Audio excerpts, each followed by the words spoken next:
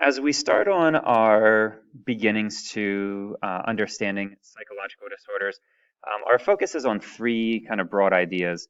Number one is trying to pin down just very broadly what a psychological disorder is, as we will go into very specific psychological disorders over the upcoming days.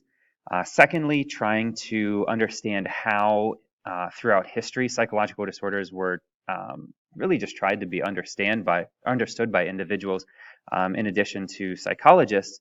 And then lastly, how the Diagnostic and Statistical Manual of Mental Disorders, which is just shortened to the DSM, how that is used by psychologists and psychiatrists and doctors to help classify psychological disorders and help treat psychological disorders, and looking at some of the issues that surround the use of labels when it comes to mental health, as opposed to labeling someone who has a medical disorder as opposed to a psychological disorder. So first things first, as we look at just the definition of a psychological disorder, as you can see on the screen, this is defined as a pattern of thoughts, feelings, or actions that are deviant, distressful, and dysfunctional. And when we look at this definition, it's very important to focus in on those last three words: deviant, distressful, and dysfunctional, because that is really what sets apart a behavior and a set of symptoms that are associated with a psychological disorder to cause it to actually now be a psychological disorder that can be treated through therapy. So when we look at something that is patterned, first off, for all psychological disorders, we have to see a pattern of behavior. It's not one or two symptoms. It is a collection of symptoms. In the DSM, usually it is minimally 5 specific symptoms that have to be manifest over a set amount of time. Traditionally, that amount of time is usually 6 months. However, in the case of depressive disorders, they shorten that to 4 weeks, with suicide and self-harm being something that causes that to be limited. So again, when we're looking at pattern, we're not just looking at one single symptom, but rather a collection of symptoms that persists over a set amount of time. Secondly, as we look at distress and dysfunction, we are looking at the fact that the behaviors, the feelings, the thoughts that the individual is having or doing, that it does cause distress to the individual. They may feel very anxious as a result of this. They may feel embarrassed because of the behaviors. And in addition, it is causing dysfunction to the individual's life. When we look at dysfunction, we're now looking at the fact, does it begin to interfere with an individual's daily life or their well-being? Does it affect the individual from being able to attend school? Does it affect them from being able to regularly go to work? Does it potentially, in terms of dysfunction and distress, pose a harm to either themselves or to others? And as we see that distress and dysfunction, when we start to see that that now interferes with the daily functioning of the individual, that is also, again, something that has to be patterned and be manifest in the individual. And then lastly, deviant means that the behavior or the feelings or the thoughts of the individual have to differ from the norm within that society.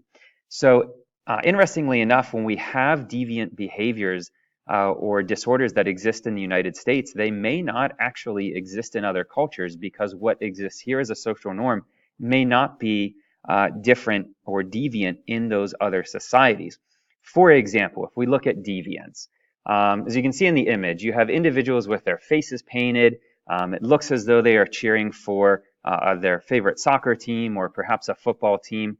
And in that specific context, we don't really see that behavior as being deviant. It would be deviant, though, if you were to paint your face and go to Walmart and just shout for hours on end.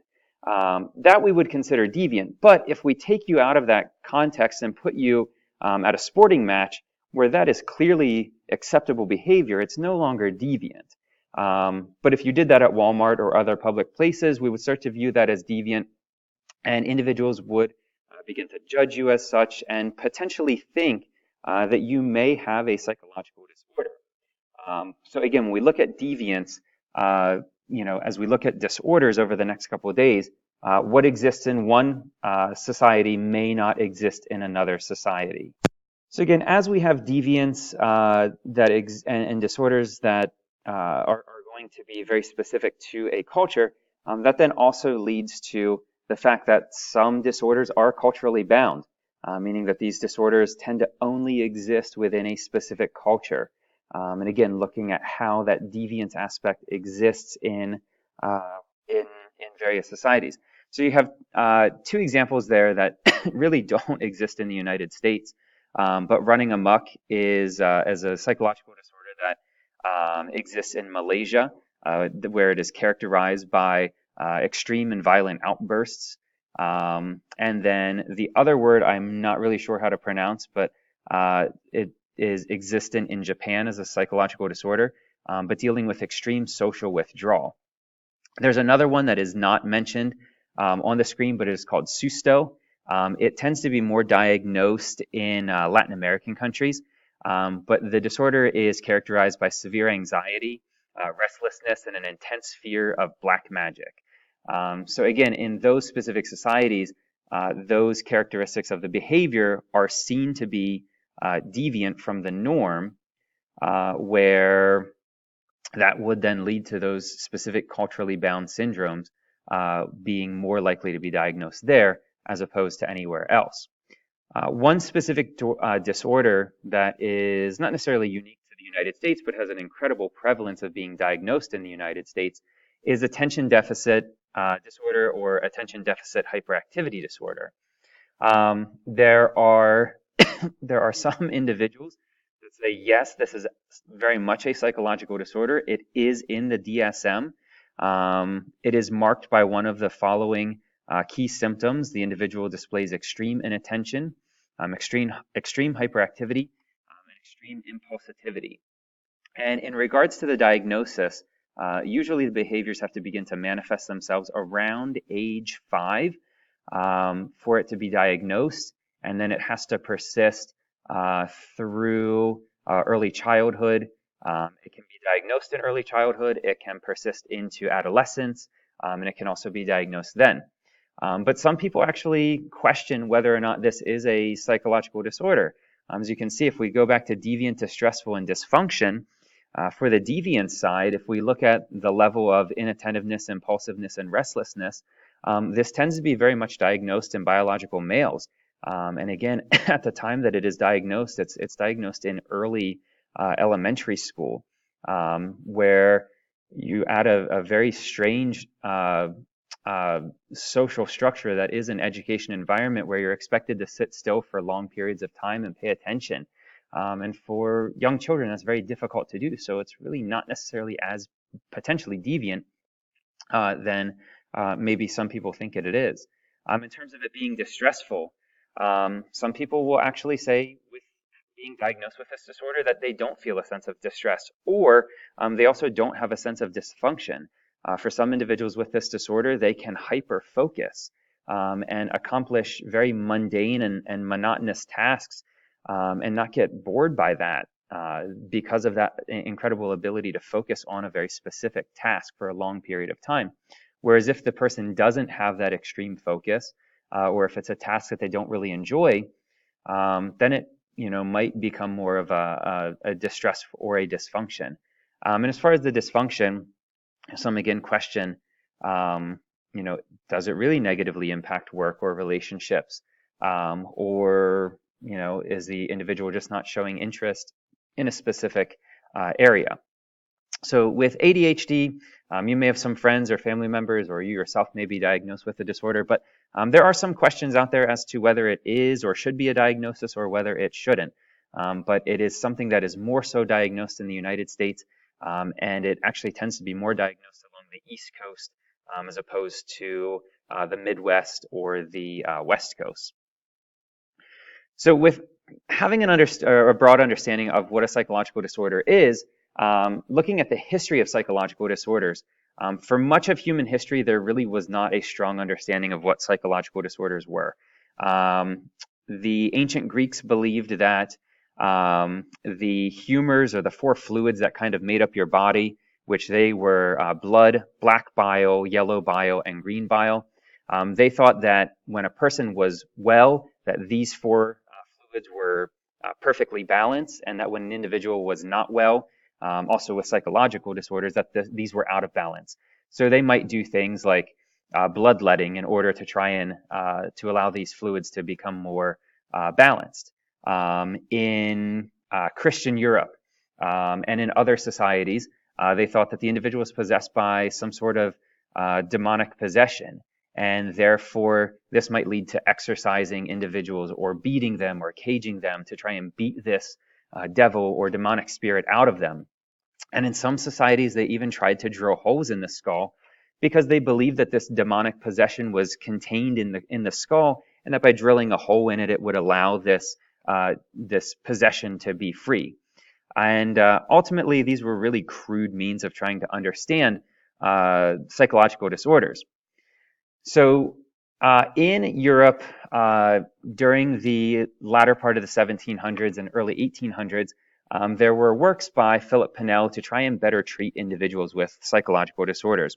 It was very common for individuals to be placed in asylums where they had very little interaction with other humans.